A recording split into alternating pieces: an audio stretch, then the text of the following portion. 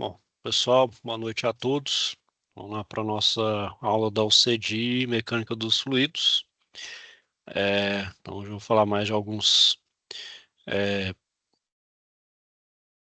parâmetros, né, características da mecânica dos fluidos. Uma delas é a pressão, né?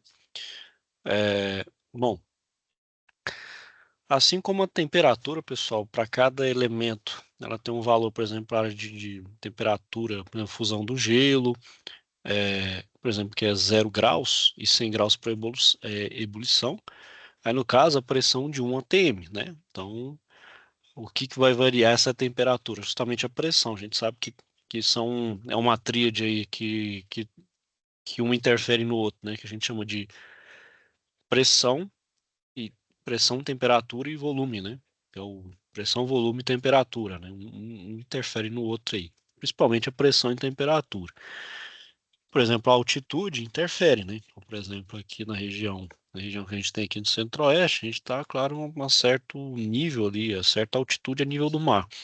Então, aqui a água, o gelo, ela vai ter uma fusão um pouquinho abaixo, e a ebulição, por exemplo, vai ser abaixo de 100 graus, que é normalmente lá, considerando a 1 atm, né? Que é a temperatura ali a nível de mar. Então, com isso, pessoal, é, pela lei da termodinâmica, segunda lei, a gente prova que existe a chamada temperatura mínima concebível, que é o chamado zero absoluto. O que que é esse zero absoluto? Então, na nível molecular, seria como se as moléculas realmente parassem sua vibração, que é natural, né? Cada molécula tem sua vibração natural, parasse tudo. A gente sabe que até hoje não se atingiu esse zero absoluto, né? E essa escala, né, o pessoal aí na comunidade acadêmica, na comunidade científica, diz é o Kelvin, né? E ela tem uma relação direta ali com o graus Celsius, né? Que, por exemplo, a temperatura de graus Celsius para Kelvin adiciona 273, né?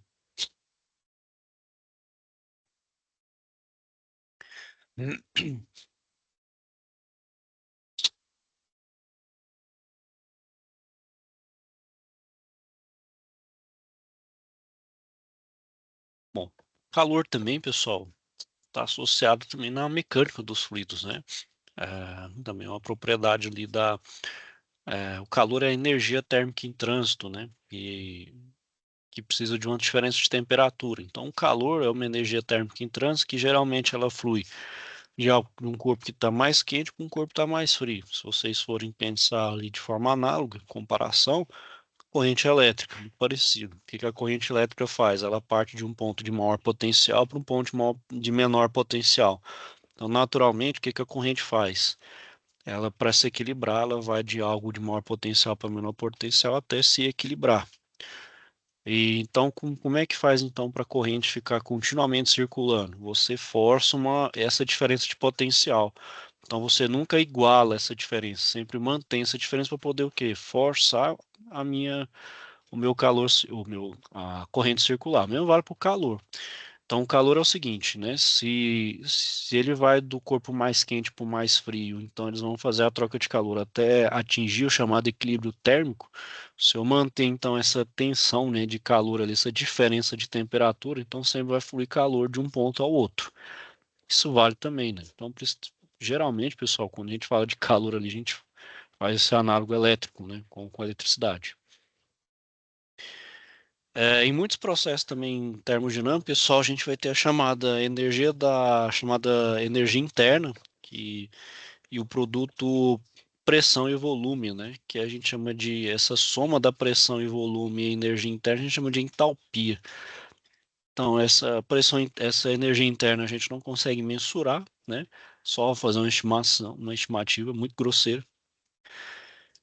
E é dado, então, pela variação de energia térmica, mais pressão e volume. Então, a pressão Newton por metro quadrado, energia específica em kJ por quilograma e entalpia específica também em kJ por quilograma. E o volume específico dado em metro cúbico por quilograma, que é o inverso da massa específica, né?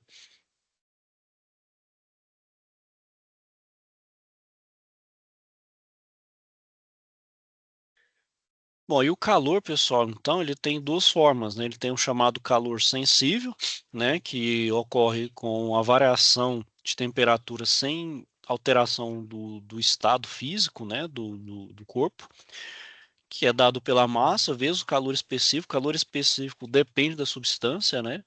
Então, cada substância tem um calor específico próprio. Então, a gente sempre se baliza pela água, né? A água é o elemento base, né? De comparação de referência. E o outro é o calor latente, pessoal, que quando tem a mudança de fase. Então, por exemplo, o ar-condicionado tem os dois fatores, né? De calor sensível e latente. Só que a maior parcela, a gente já viu lá na termodinâmica, que é o maior responsável pela troca de calor é pelo calor latente, é quando eu faço a mudança de fase do fluido refrigerante, seja de vapor para líquido ou de líquido para vapor.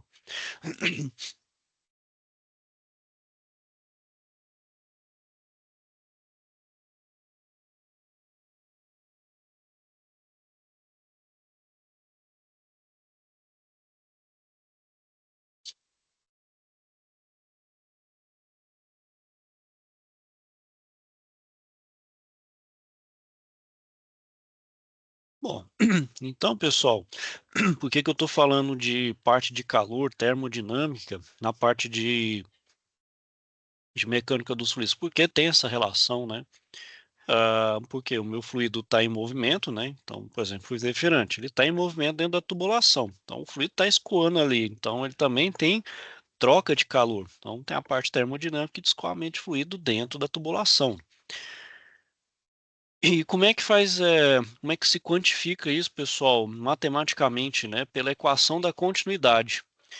Então, a gente faz isso por meio de rede de duto e ventilação. No caso aqui, pessoal, é um escoamento, né? Um escoamento dentro de tubulação. Então, é um escoamento de um fluido que está dentro de uma tubulação sujeita a atrito e também a mudança de temperatura, ou seja, ele ocorre em fases. Ele pode ser somente uma fase, somente outra fase, ou a coexistência das duas fases. Pode estar na presença de líquido e vapor ali simultaneamente. Então, chama de equação, chama de escoamento bifásico, né? Bom, então, pessoal, essa equação é a chamada equação de Bernoulli, né? Onde eu pego os estados do fluido em diferentes pontos, por exemplo, um ponto antes e um ponto depois, né? Um ponto antes e um ponto depois. Estou espelhado aqui, eu mexo a mão, dá invertido. Então, no ponto depois eu tenho a parte de energia cinética, né? Que é a energia de velocidade. A outra energia de pressão, onde relaciona a sua massa específica com gravidade mais a energia dele, né? Que é a cota, né? Que é a variação de altura. Então, é velocidade, pressão e altura. Então, é tudo aquilo que se contém, então tudo aquilo de energia que é contida no fluido. Então ela está escoando, ela tem velocidade. Ela está dentro de uma tubulação, confinada em uma tubulação, está injetando energia, então tem pressão nela também. Além disso, tem altura, né? Então, a altura também determina. Claro, se as duas estiverem ali no mesmo nível, então você cancela uma altura com a outra. Mas, claro, se elas estiverem em desníveis, a altura vai ter diferença aí, né? Vai ter uma diferença de um para o outro. Então, pessoal, a equação de Bernoulli, claro, ela tem restrições. Você não pode utilizar, né, em qualquer tipo de escoamento. Então, é para escoamento de fluido que não tem alteração relacionada à temperatura, né, ou seja, a que eu não considero mudança de fase, né. Então, já fura, por exemplo, um pouco utilizar Bernoulli no sistema de refrigeração, por exemplo, na parte lá da evaporação. Você está mudando de fase, né? Então, tem temperatura envolvida. Parcelas relacionadas à variação de energia interna devido à temperatura são nulas ou desprezíveis, ou seja, então nesse caso aqui você desconsidera efeito de temperatura. Tem uma simplificação, pessoal. Se for pegar mesmo de rigor matemático, essa equação aqui ela é extremamente complexa.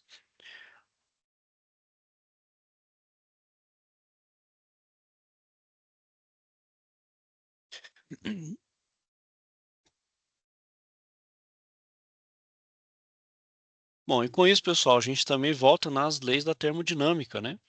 Eh, Como eu falei, né, lá dentro da refrigeração, o que acontece ali, né, no sistema, vou ter mudança de temperatura, né? Então aqui, ó, a partir de um volume de controle, eu consigo verificar o que que é trabalho, o que que me gera trabalho, o que está injetando calor. Então, por exemplo, um volume de controle. Aqui no evaporador, o que que acontece? No evaporador, ó, está entrando calor, ou seja, é o calor do meio que está trocando com o fluido. Então, está entrando fluido e pode estar gerando trabalho. Isso aqui, por exemplo, é uma máquina térmica, né? Então, aqui é a parte, né? E também o fluido, ó, considerando a altura e a vazão em massa também. Se não tem nenhum problema de vazamento, a massa é igual, tanto na entrada quanto na saída. Aí você faz aquele controle de massa, né, com balanço de massa e energia, né, que se relaciona massa com entalpia, vazão em massa com vazão em entalpia, e acha, por exemplo, calor que entra, calor que sai, trabalho, né, então com isso você utilizando também a equação de Bernoulli, né.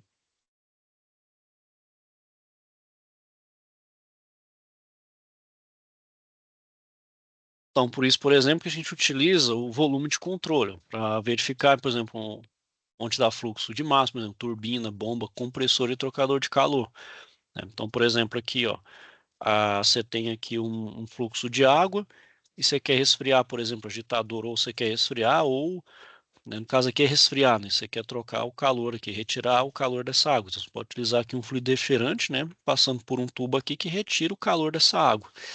Então aqui, ó, você vai ter um volume, claro, o mesmo volume de água aqui, vazão em massa que entra que sai, não pode ter vazamento, né? Claro, só que a energia vai ser diferente. A água aqui vai estar quente e aqui lá está mais fria. Então, aí a partir desse volume de controle, você consegue verificar a vazão, chamada regime permanente, verificar também as entalpias, né? Então aqui a energia vai ser menor e assim por diante. Não utilizando a equação de Bernoulli e o controle, tá vendo? Ó? Então, por exemplo, ó, taxa de transferência de calor, que atravessa o volume de controle, a potência mecânica produzida ou aplicada ao fluido, né, caso necessário, se tiver, e as vazões em massa na entrada e na saída. Ó. Então, é o balanço de massa e energia, que é utilizando aqui a primeira lei da termodinâmica, né, que a vazão aqui, né, a diferença dessa vazão em massa é igual ao trabalho, ou perdão, o calor menos o trabalho, né, que aí é a aplicação da primeira lei da termodinâmica. Isso aplicado, pessoal, em regime permanente, né? Então, quando fala regime permanente, quando está tudo funcionando a pleno vapor, não é a questão da partida e nem de parte transiente, que é um pouco mais difícil, vamos dizer assim, né? Nessa partida inicial é um pouco, vamos dizer assim, caótico, a gente não consegue calcular com precisão. Então, a gente considera regime permanente, que é a maior parte que está funcionando, no transiente, a gente não interfere tanto assim.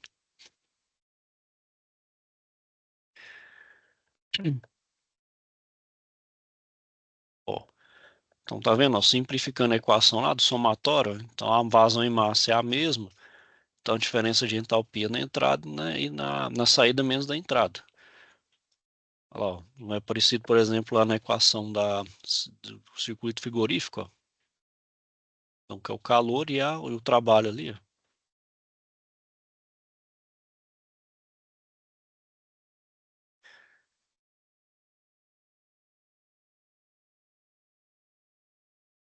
Ó. E a segunda lei da termodinâmica, né, pessoal, que fala é, que é possível a transformação de calor em trabalho, né? Então é impossível construir uma máquina térmica que operando em ciclo transforme em trabalho todo o calor recebido de uma fonte, né? Então a segunda lei ela me fala que eu não consigo, né, converter tudo aquilo que eu gero de calor em trabalho, é impossível. Então é impossível uma máquina 100% de eficiência. E também a segunda lei me fala na questão da entropia e reversibilidade de processo, né? Então o que que é reversibilidade de processo? Então, como foi espontaneamente o calor vai de algo mais quente para algo mais frio até atingir o equilíbrio térmico. Só que o contrário, eu não consigo espontaneamente, como um corpo mais frio, mais quente, ele passar, né, já um pouco o calor que tem para o outro, não tem jeito. Então eu preciso forçar esse fenômeno. Como é que eu faço isso? Através da refrigeração. A refrigeração, vamos dizer assim, é uma espécie de, não é que ela quebra a segunda lei, mas eu injeto um trabalho para poder retirar calor e eu faço isso através de um processo reverso, né, através da refrigeração.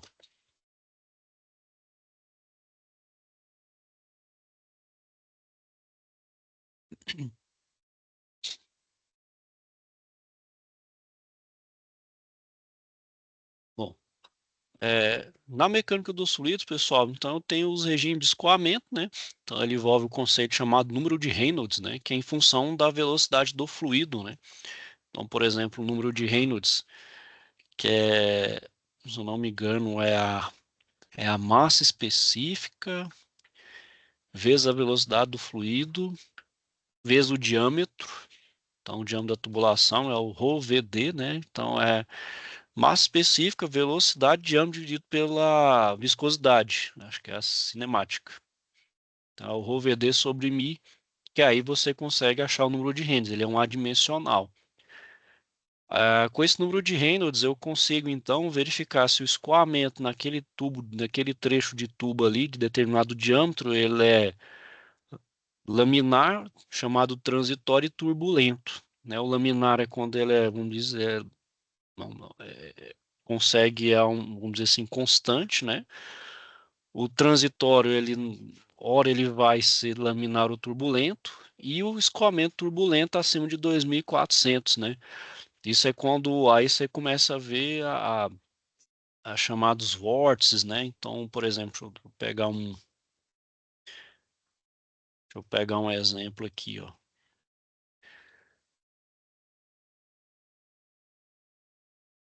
Então, você tem a tubulação aqui, né? Aí você tem o fluido aqui, ó. O laminar, pessoal, você vê camadas que ele vai, né, normalmente. Então, o laminar, como diz, é um comportamento ali previsível, linear. Ele não tem nenhum tipo de aleatoriedade. No momento que você tem um regime turbulento, então, por exemplo, você vai ter aqui regime normal, mas vai ter algum momento aqui, ó. No momento vai gerar assim, ó, vai gerar os chamados vórtices. Pode gerar vórtices. Esses vórtices aqui, pessoal, é a turbulência. Então, eu tenho um regime turbulento. Como a gente consegue ver isso, por exemplo, na torneira? Na torneira, por exemplo, você abre pouca torneira, tem aquela queda da água, você vê a água, é aquele que queda um pouco mais linear ali. Você vê até mais ou menos bem definido ali o contorno. O escoamento, a gente considera ele laminar. Quando você abre a torneira mais ali, aumenta a velocidade do fluido, você vê a água meio que dispersando, tendo uma espécie de um caminho aleatório. Aí aquilo ali é chamado regime turbulento. Você pode perceber que quando tem um regime turbulento, tende então a ter mais vibração, colisão ali, né, do fluido em determinados pontos. Isso é o chamado regime turbulento. Então, isso é associado ao escoamento do fluido em uma determinada tubulação. Então, desse número de Reynolds, pessoal, eu consigo também estipular a perda de carga, porque a gente sabe quando um fluido ele está escoando dentro, né, dentro de uma determinada pressão, dentro de uma tubulação, né, ela está gerando um atrito. Esse atrito porque depende do meu material, então ele não é livre de atrito. Mesmo meu fluido for, né, uma viscosidade baixa, vai gerar um atrito. Esse atrito, então, por exemplo, de um ponto ao outro, então se eu tenho uma determinada pressão aqui, ó, se eu tenho um P1 aqui, aqui ele vai ter uma outra pressão, que é P2. E essa pressão, ela tende a cair. Então, é uma pressão mais alta, mais baixa. Por quê? Por causa do atrito, ó. O atrito da parede da tubulação aqui, ó, do fluido, gera essa queda de pressão por causa do atrito, né? Por isso que aqui, ó, não tem como vocês vão fazer um processo reversível. Então quebra a lei da segunda lei da termodinâmica. E por isso também que no ciclo termodinâmico lá, ó, o que acontece então, né? A gente tem aqui o ciclo real, só que aqui, ó, vai ter uma queda de pressão, ó. Então sempre tem uma queda de pressão, né, do ciclo real, e aqui também é um processo politrópico. E além disso também vai ter queda de pressão aqui, ó. Então o ciclo real vai ter esse desvio aqui, ó. Por quê? Não é processo constante. Então, para ter um processo constante, a gente pode usar alguns artifícios, como por exemplo, utilizar uma válvula para manter pressão constante, para manter, então, essa reta aqui o mais próximo possível do ciclo real, né? Perdão, ciclo ideal. Aí eu consigo fazer o meu sistema de maior eficiência possível. Então, Escoou o fluido aqui num trecho de tubulação, né, que a gente chama de perda distribuída, né, chama de perda de carga distribuída, por causa do atrito, ela vai ter uma queda de pressão. E claro, quanto maior a tubulação, mais extensa a tubulação, maior vai ser essa queda de pressão.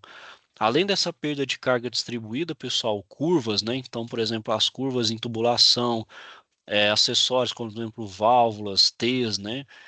Válvulas, T's, derivações, tudo chama joelho, a gente chama de perda de carga localizada, que também aumenta nessa questão da perda de carga.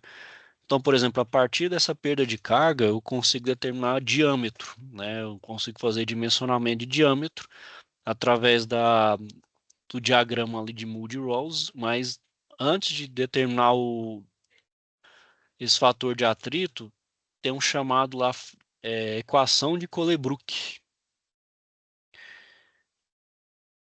Deixa eu só mostrar aqui, ó. Equação de Colebrook.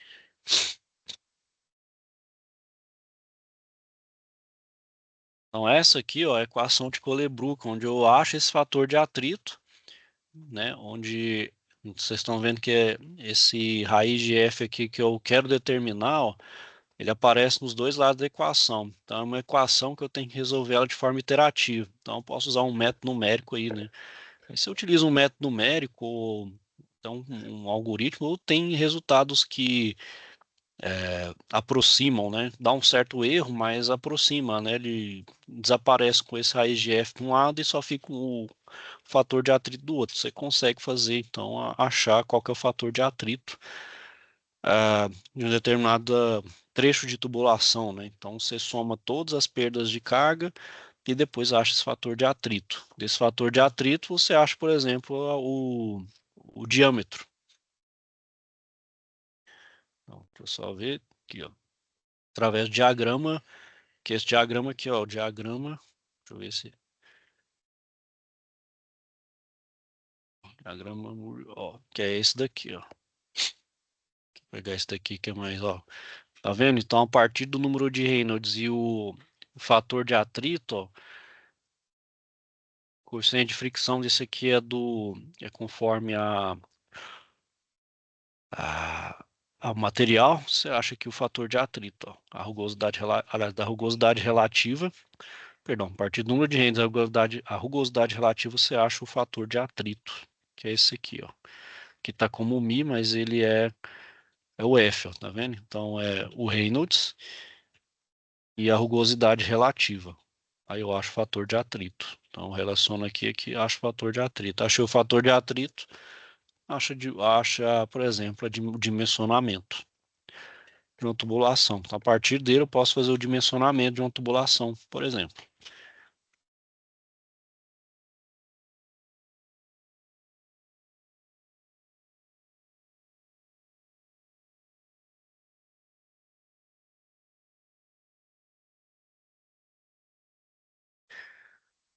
E aí, pessoal, bom, era isso aí que eu queria falar com vocês. Vou terminando a aula aqui por hoje. Se tiver então alguma dúvida, questionamento, pessoal, só me procurar. Desejar a todos então aí um bom fim de semana. Fiquem com Deus e até a próxima.